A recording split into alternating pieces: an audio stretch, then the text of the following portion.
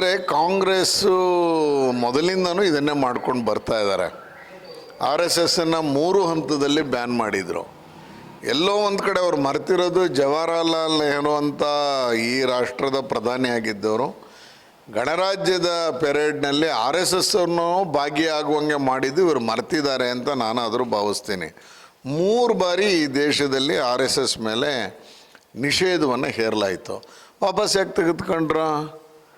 ಇವತ್ತು SDP ಇದನ್ನು ಯಾವುದು PFI ಎಲ್ಲ ಬ್ಯಾನ್ ಮಾಡಿದಾರಲ್ಲ, ಬ್ಯಾನ್ ಮಾಡಿದರೆ ಅದನ್ನು ವಾಪಸ್ ತಗೊಳಕ್ಕಾಗತ್ತಾ?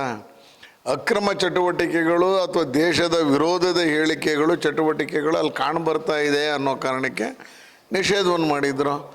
ಆರ್ ಎಸ್ ಎಸ್ ಮೇಲೆ ಪ್ರಾರಂಭದಲ್ಲಿ ಆ ಥರದ ಭಾವನೆ ಇಟ್ಕೊಂಡು ಮಾಡಿದ್ಮೇಲೆ 3 ಬಾರಿ ತೆಗೆದಿದ್ದಾರಲ್ಲ. ಇವತ್ತು DK ಶಿವಕುಮಾರು ಕಾಂಗ್ರೆಸ್ಸಲ್ಲಿರ್ಬೋದು, ಕಾಂಗ್ರೆಸ್ಸಿನ ಅನೇಕರು ಇವತ್ತು ನಮ್ಮ ಪರಿವಾರದ ಸಂಘಟನೆಯಲ್ಲಿ ಕೆಲಸ ಮಾಡಿ ಒಳ್ಳೆಯ ವರ್ಗಗಳನ್ನು ಪಡ್ಕೊಂಡು ಶೈಕ್ಷಣಿಕ ವರ್ಗಗಳನ್ನ ಪಡ್ಕೊಂಡು ಹೋಗಿರೋವಂಥವ್ರು ಇವತ್ತು ಕಾಂಗ್ರೆಸ್ಸಿನ ನಾಯಕರಾಗಿದ್ದಾರೆ. ಅದರರ್ಥ ಅವ್ರು ಹಳೇದೆಲ್ಲ ಮರ್ತುಬಿಟ್ಟಿದ್ದಾರೆ ಅಂತನಾ? ಯಾವತ್ತೂ ಹಳೇದ ಗರಡಿ ಅದು ಇದ್ದೇ ಇರುತ್ತೆ. ಆ ಹಿನ್ನೆಲೆಯಲ್ಲಿ DK ಶಿವಕುಮಾರ್ ಹೇಳಿದ್ದು, ನೀವು ಹಿಂದೆ ಚಡ್ಡಿ ಹಾಕಿದ್ದೀರಂತಲ್ಲ ಅಂತ ಅಶೋಕ್ ಅವರು RSSಗೆ ಹೋಗಿದ್ರಿ ಅನ್ನೋದನ್ನು. ಆಗ ಅವರು ಸಹಜವಾಗಿ ನಮಸ್ತೆ ಸದಾ ವತ್ಸಲೆ ಅನ್ನುವಂಥ ಪ್ರಾರ್ಥನೆ ಗೀತೆಯನ್ನು ಹಾಡುಗಳನ್ನು ಮೊದಲನೇ ಸಾಲನ್ನು ಹೇಳಿದ್ರು. ಅದು ಕಾಂಗ್ರೆಸ್ ಯಾಕೆ ಅಷ್ಟೊಂದು ವಿರೋಧ ಮಾಡ್ತು ಅಂತ ಗೊತ್ತಿಲ್ಲ. ಇದನ್ನೇ ಬೇರೆ ಯಾವುದಾದ್ರು ಗೀತೆ ಹೇಳಿದರೆ ವಾಪಸ್ ತೊಗೊಂಬಿಡಿ ಅಂತ ಹೇಳಿದ್ರೆ ಎಲ್ಲೋ ಒಂದು ಕಡೆ ಕಾಂಗ್ರೆಸ್ಸಿನ ನಾಯಕರು RSSನ ಒಳಗಡೆಗೆ ಬರದೇನೆ ಅವ್ರನ್ನ ಹೇಳಿದ್ನಲ್ಲ, 1 ಗಂಟೆ ಶಾಖೆಗೆ ಬಂದರೆ RSS ಏನು ಅಂತ ಅವರಿಗೆ ಪರಿಚಯ ಆಗುತ್ತೆ.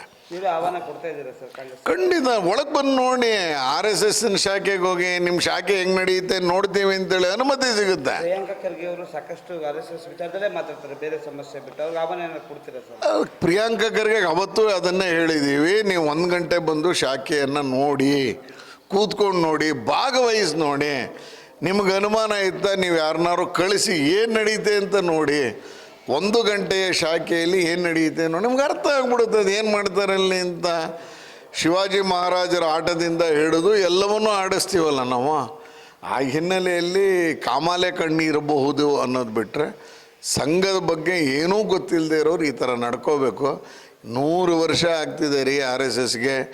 ಇವತ್ತುವರೆಗೆ ಇಡೀ ದೇಶಾದ್ಯಂತಲ್ಲಿ ಈಗ 40,000 ಹೆಚ್ಚು ಪ್ರಚಾರಕರು ಕೆಲಸವನ್ನು ಮಾಡ್ತಿದ್ದಾರೆ.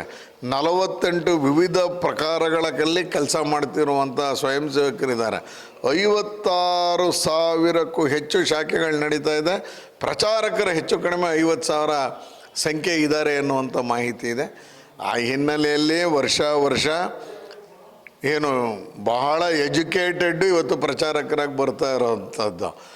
ಒಂದೇ ಒಂದು ಪ್ರಕರಣವು RSSನ ಒಬ್ಬ ಪ್ರಚಾರಕರ ಮೇಲೆ ಒಂದೇ ಒಂದು ಪ್ರಕರಣ ಕಳೆದ 99 ವರ್ಷದಲ್ಲಿ ಇಲ್ಲ ಅನ್ನೋದನ್ನು ನೆನಪಿಸಕ್ಕೆ ಬಯಸ್ತೀನಿ. ಒಂದೇ ಒಂದು ಪ್ರಕರಣ ಇಲ್ಲ.